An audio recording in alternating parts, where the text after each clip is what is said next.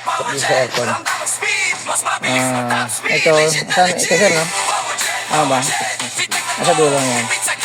So ito papakita ko lang ng buto, no? Yung sinasabi natin na bawal mag-aircon during nasa rolling na kayo, kumbaga. Ito po yung mangyayari niya. So ayan, naka-on po yung aircon niyan. Yun yung mangyayari, di ba ito?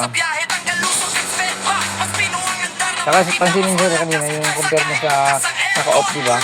Ito mas responsive na kagad. Makita nyo nga dyan. Mas mababa lalo apak ko, mataas yung ano. So ayan, yan po yung naka-aircon natin sa nyo ha.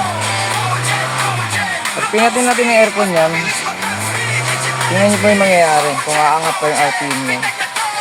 Ayan, patay. Tingnan yung mangyayari sir. Bilhin mo sir. Ngayon po yung sinasabi ko ang nangyari dyan. Ang logic po niyan,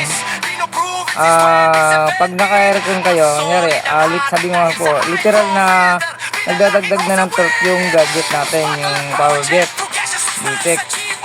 And then, so pag kumapit yung yung compressor, sir, yung compressor. Pag kumapit yung compressor ng aircon, lalong tataas yung torque kasi mataas yung torque ng makina nyo dahil sa power jet eh. Eh tulad yan, pinatay natin. Pwede kayong huwag mag-aircon. Talagang pag-on nyo ng makina, ano na talaga siya? Totally huwag kayong mag-on ng aircon pag na-install nyo yung makina. Pero kung sakaling gusto nyo magpatay ng aircon during rolling, off nyo po yan. Off nyo po yung makina. Ganun yung gagawin. Ayan, naka-on na ulit yung aircon. Tingnan natin. Responsive siya, di ba? Yan po yan, sir. Kaya bawal magpatay ng aircon during nasa tumatakbo na kayo. Kung gusto niyo namang di kahit yung sir eh. Pansin nung Mirage, pag hindi siya naka-aircon, maabot ng 2.4 yung RPM niya sa 100 eh.